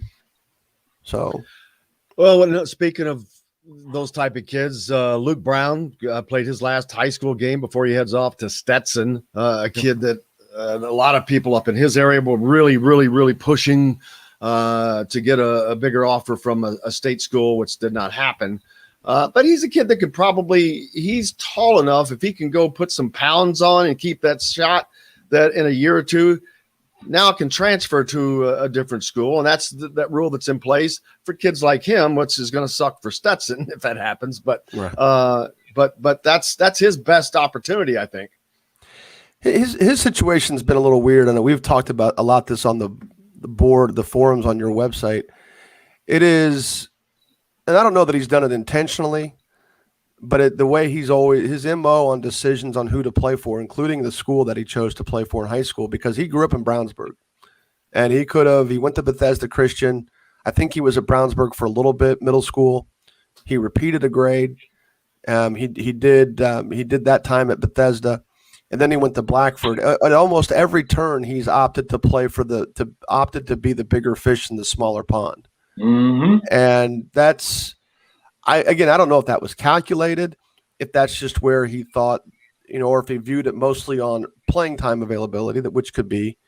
But if he'd have gone to Brownsburg with Pierce Thomas and a kid that most people don't know a ton about right now is Luke Lacey, who's, I thought, one of the best defenders in the state, one of the best passers in the state. All that team lacked, especially when those dudes were juniors, was somebody who could hit from outside and consistently. And of course, Luke Brown's an exceptional shooter. If he had gone to Brownsburg High School, they would have been a state finalist contender probably his final 3 years at the 4A level, because that was really the missing piece for them. And even as Lacey dealt with injuries, forcing Pierce kind of to be the primary ball handler, Luke could have easily been a primary ball handler at a 4A school. I'm just not sure why he's always sort of gone away from that direction. And I don't want to put a lot of intention into it, other than the fact that that's just been a matter of fact in a lot of his decision making. And I'm sure that's a family decision, not just something that Luke's deciding. So. Yeah, so we'll look forward to that. And then a lot of guys, there's still some undecided guys right now out there for Indiana kids, not IU related, but I meant just Indiana high school kids. Who's some of the bigger ones? That's kind of surprising. Well, to me, Jaden Brewer, just because you look at the offers that he had some pretty good mid-major Missouri Valley MAC type offers early in his process. I don't know. Look, we can all sort of assume there might be some academic issues when kids when kids have those type of offers and don't commit. I don't think it's because he's hunting something much bigger than what he had. I mean, he had Evansville, Indiana State. Though he had Cleveland State, Evansville, IUPUI, and Miami of Ohio. Those were his first round of offers. My guess is a lot of those are unavailable right now, but could probably come back up since he's attending a post-grad prep school. Radford has recently jumped into the mix, as I'm assuming for him to be a 2022 kid. I don't know that moves the needle or how that moves the needle for Jaden, but he did tweet that offer out the other day.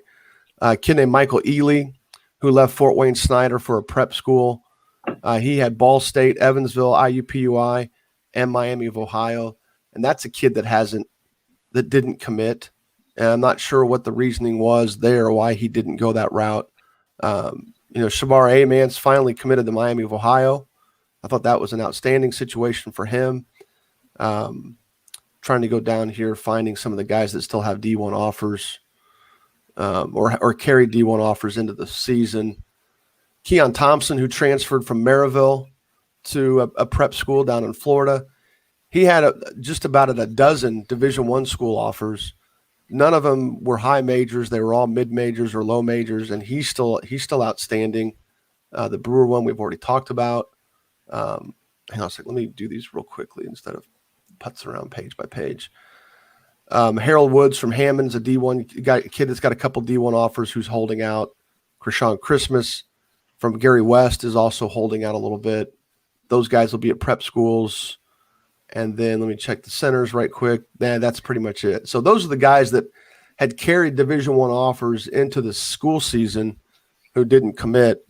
And a lot of those guys are probably won't see their recruiting change a whole lot, but I do think they were impacted by the fact that coaches couldn't come watch them play. So none of them are high majors, though. Brewer would be the closest high major of that bunch. We'll see how it changed and how it affects the recruiting. That's another thing. We've talked about that in the past, but we'll see after this summer, really, the effect of that, the effect of this transfer, of all the transfers, of how that breaks out, because the kids that are looking for scholarships, they are probably, the coaches there are not going to know what's going to be available sometimes until late. And if you you have to enter the portal by July 1st. I mean, there could be some holes. It's just going to, because with it being the first year, I don't. There's no way it's going to work out perfectly. There's going to be kids that get missed and some spots that are open. I would imagine, unless everybody's doing it perfectly. But we'll take a break and talk about it a little bit more when we come back. We'll be right back to the Golf Club at Eagle Point Studios for more Indiana Sports Beat Radio with Jim Coyle, presented by Andy Moore Honda of Bloomington. Whoa. Hey, Hoosier fans, whether you're looking for man, I need to respond to a quick text. I'm sorry. Go ahead, man. You can always do it. Man, do anything anytime you know you. You can. We're good on it.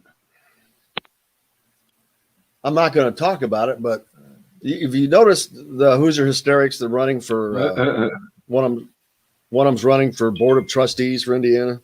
Oh, really? Yeah. See, I ended up at IUPUI, so I don't get into the whole back end of Indiana University, Bloomington. Jim, did he send you a follow-up, Coyle, whenever you responded to him the other day? Nope.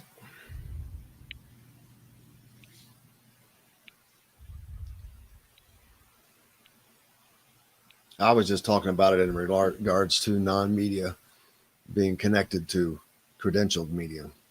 I don't care. It's nothing I get into to talk about.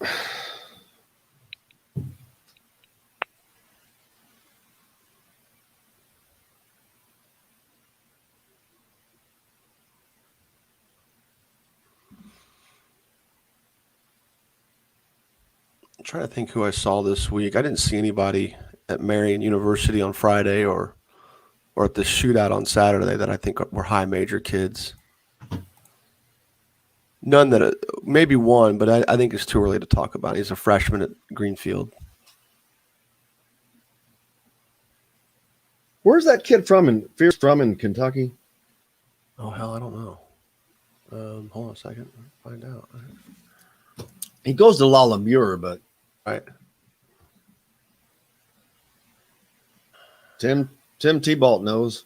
I think you put it up there before, haven't you? I don't remember where he's from. Joliet, Illinois. Really? That's what it says on Kentucky. I didn't think he was a Kentucky guy, but I thought it was. That's what who said? Someone that said. Oh wait, no, that's somebody else. Sorry, my bad. I was gonna say Tim. I thought he said Tim said he was from Kentucky somewhere. Oh, where's his recruiting profile? Hold on a second. 30 seconds or so. Of course, Sam's Restaurants has multiple locations and something for everyone. Sam's Restaurant in Fishers has homemade coffee cakes and much more. Sam's Place in Broad Ripple has wings, tender steaks, and seafood. Sam's Ale House in Carmel and on 86th Street in Indy have a long list of craft beers and all of the right foods to go with. Plan a day on the links at Eagle Point in Bloomington, then stay for dinner at Sam's Clubhouse. Sam's Restaurants, professionals in the art of food and drink. This segment is brought to you by Andy Moore Honda of Bloomington. Now back to the Golf Club at Eagle Point Studios for more Indiana Sports Beat Radio with Jim Coyle, presented by Andy Moore Honda of Bloomington. Here's Jim Coyle.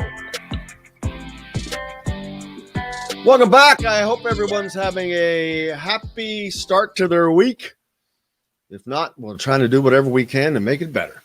And if Charlie Miller doesn't make it better, talking to him, I don't know what to do for you. But it always does it for me. How was the kiddos, Charlie? What are you guys? I know you had some basketball this weekend, but what did you guys get to do? I mean, that was it. I mean, for me, it's always relaxing when I get a chance to coach. Not necessarily, it's relaxed when I'm on the court too, training, teaching. But when you're on the sideline, lose, win. I mean, it's relaxing, man, for me, because it's all a part of really the lifelong learning process. You want to help kids really understand that's what you're after, making them independent thinkers. As I said before, last week I had a hectic week. I had a basketball camp, Jim Reamer, man. It was a split camp with like 7 to 12-year-olds for 3 hours, 3 days each. And then it was like 14 to 18-year-olds. So it was just really the hours that were grueling, but again, all in fun, discovery, impact that's there. That always keeps me going. So that was my week. My weekend was kind of pretty chill. You got two different game plans when you break it down like that.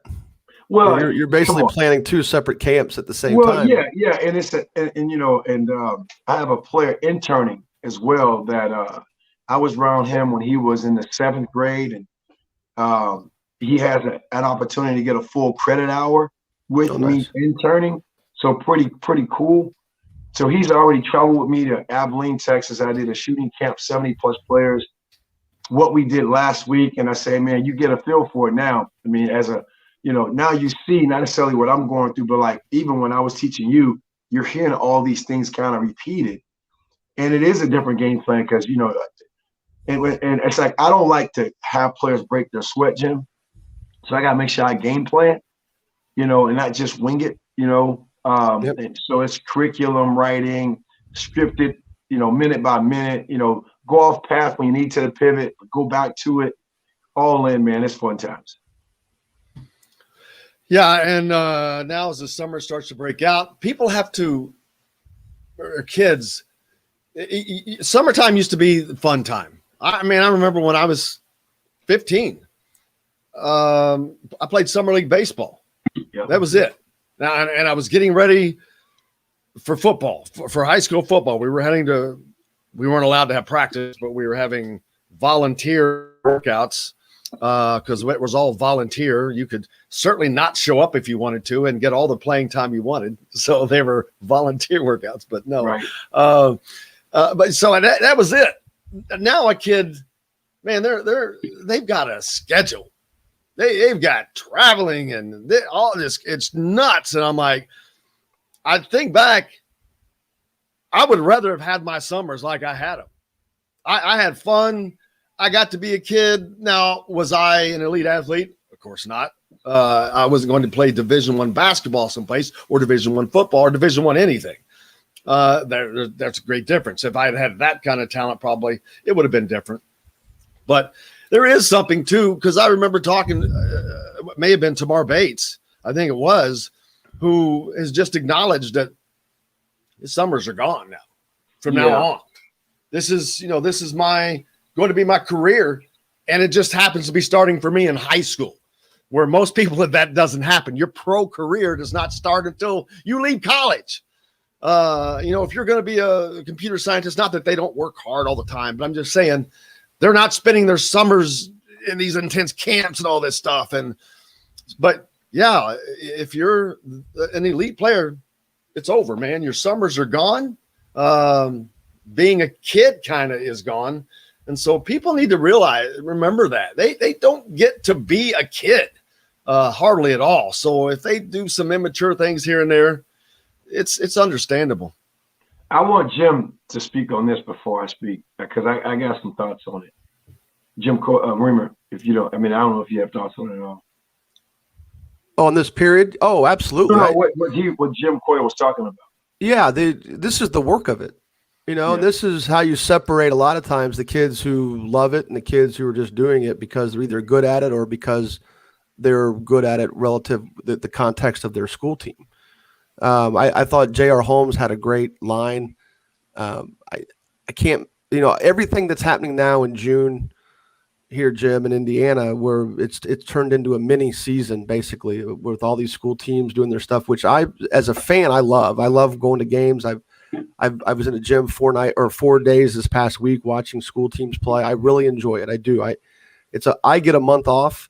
The kids don't get hardly any time off, other than the fact that they're not doing school stuff. But these kids are working every day, but it's all voluntary. By rule, it is voluntary. The IHSA, the Rule 5 participation stuff, the summer stuff has to be voluntary. But then I thought J.R. Holmes had a great line. I can't force you to be here, but I can't keep anybody else from passing you up. So there is a little bit of pressure there put on it, and it's pressure. It's almost pressure by osmosis. You have to force these guys to think about what's important to them. But going to what Jim said specifically about the type of athlete he is, and how this thing changes in high school. We hear a lot about specialization and I'm against specialization at a young age. I'm definitely against it until kids get into like 8th or 9th grade. And I'm not completely like, ooh, don't play multiple sports, but make sure you understand that you are competing with kids for scholarships that are only doing basketball. That's right. So you have to find the time to put in, regardless of if you're in another sport or not, and regardless of how seriously you take that other sport.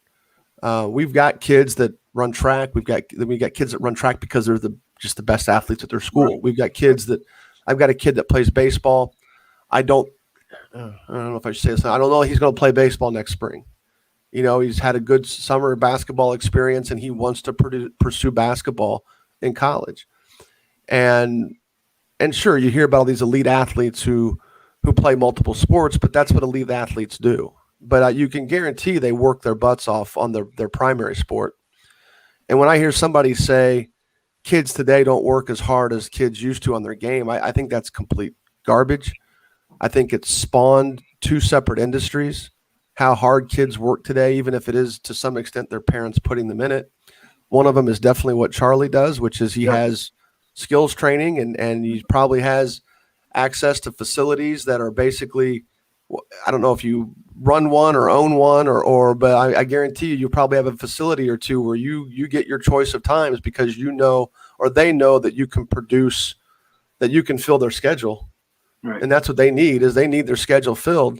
And there's enough business out there for those guys to do that, for guys like you to do that. And also it's also piggybacked on football players who now have this athletic training, this core development training, obviously strength training, agility training.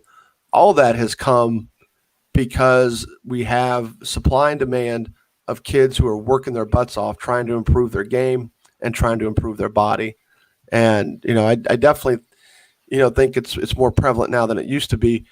But to Jim's point, we would just play outside, right?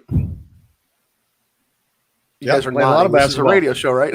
I played a lot of basketball. I remember during the summer. We just play outside. Down in the circle, wherever it was. It didn't matter. I mean, playing horse all summer, playing wiffle ball all summer. Yeah. I mean, it had but have some great battles in wiffle ball and basketball. Yeah. I remember playing. You want to play some battles?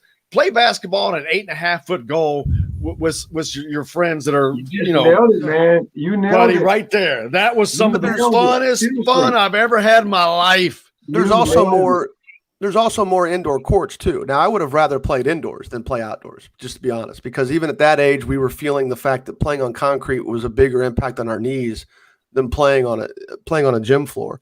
And we would prop the doors at Carmel High School in the late 80s, which probably violation of some law now. I'm sure we'd probably be getting more trouble now than we would have ever then. We kept getting kicked out. We kept getting back in because we just knew which doors to prop. But we were always trying to find ways to get inside and play because we had good courts here. Now, that's when Carmel had 2 basketball courts. Now Carmel has 8 basketball courts. Jeez. And all these schools around here have anywhere from 5 to 8 basketball courts, whereas in the past they would just have 1 or 2. So there's more opportunities to play inside. It's probably healthier to play inside, especially on your skin. You know, you worry about stuff like that. And we didn't when we were that age. When you were younger, man. When you were younger. Yeah, we didn't care, says the guy who gets spray tan now every week. Right. Yeah. But I mean, I like to look not pasty, but at the same time, I don't want to damage my skin. So, I mean, I get it. No, but you know, we always tried to find ways to play inside back then. But if we didn't, the difference is we just continue to play outside. Now, kids around here don't have a hard time getting in the gyms. I think one of the keys to Carmel's success is that their players can get into the facilities, not just basketball, but all sports. Good. Is there's a way they're not as hardcore against it, where some schools are just completely locked down. They're just like, no, you can't come in here because of liability, which is legitimate. But at the same time, they just don't want to deal with the trouble. And then they wonder why some of the schools, and it's not just Carmel's a big 3 or 4A school. There's a lot of schools across the state where players who want to get in the gym can get in the gym, and they do. In some cases they have guys that all of our guys have individual workout dudes. I've only got one guy now that really wants me or asks me to work him out. And I think it's just because we've got pretty good rapport. Yeah. But, there's times where I can't commit to it because when it's our guys, I don't do workout stuff because I don't have time to be in a gym every single night because I need to watch players play versus just always focusing on workout stuff. But all of our guys have individual guys. I don't know too many kids that don't have individual guys. So they're putting in the work, and it is the work of it, but it looks a lot more like work than it does play. So I don't know. So in Jim's case, yeah, these kids are scheduling when they play basketball a heck of a lot more than you and I did and when we were that age, because we just went up and played. But I'm not sure how often I worked on my game versus just play. And that's something that, it's funny because I'm having a call today with a player. I've been around since the third grade. He's pretty good. And I'm telling him, and I'm literally telling him, like, look, you guys got to play more informal basketball. Yep. It's too to me, it's too structured. It's like that's cool, the calendar. It's cool you got your practices, but go find a gym, go find somewhere and just go get 10 guys and play. Just go play. Like, go work on your game, but don't no coaches. Because we play at school. No, you don't. Because you got coaches still watching it. Again, that involuntary word. Not saying you gotta be here, but no, that to me is what's missing. The element of just pickup.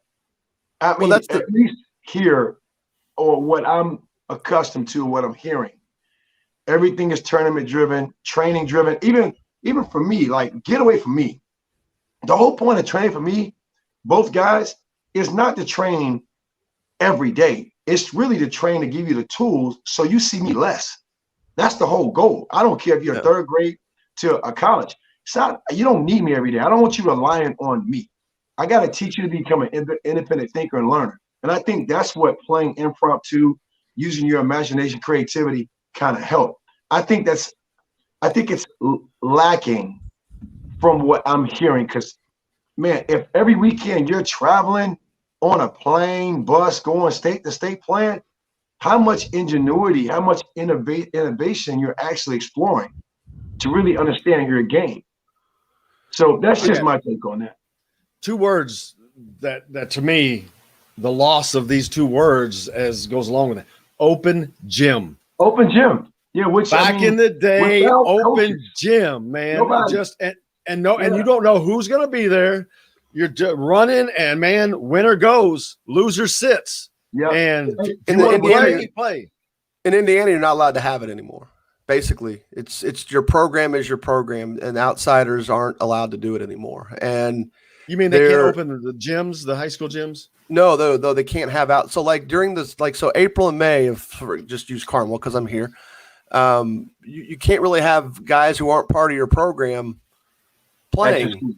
Yeah, and it's definitely like back in the day, Charlie, you weren't from around here, but back in the day, you played open gym 4 nights a week. You were 2 nights at Carmel playing indoors, or then you were 2 nights at right. Yeah, you were 2 nights at Ben Davis playing outdoors on their outdoor courts, and guys came from all over. And in June, when we had the AAU state tournament, you had guys coming from all over the state because these dudes would come down for a week or two and play during the week, or maybe they might have 1 night of practice. But really to what Charlie's point was, which I totally agree with, and I'll make one quick point after that, and then if, Jim, you need to get out and do whatever, it's the randomness.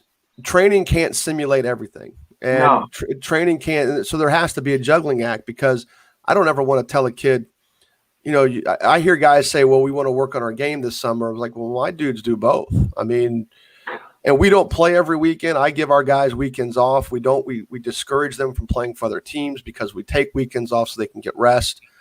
But at the same time, the notion of just someone training and only training, working on their game versus playing, that you just so many things you can't simulate. That's right. By playing. Now, to your point, when you talk about playing with coaching and you playing with structure, that's definitely true. But then I go back to the other quick point is that's one of the beautiful parts of motion is you teach kids how to play within a motion offense. You teach them how to play. It's 3-on-3, 4-on-4, 5-on-5, however they want to handle it.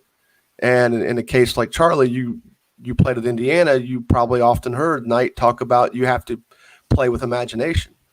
You know, you have to imagine. You guys will play 5-on-3, and the 2 extra whomevers would be managers, right? Either being screeners or passers. No, you just nailed it. I mean, 6-on-4. It's four offensive guys, 6 defensive guys. It's the odd man game situation. It's the small sided games. You shrink the space.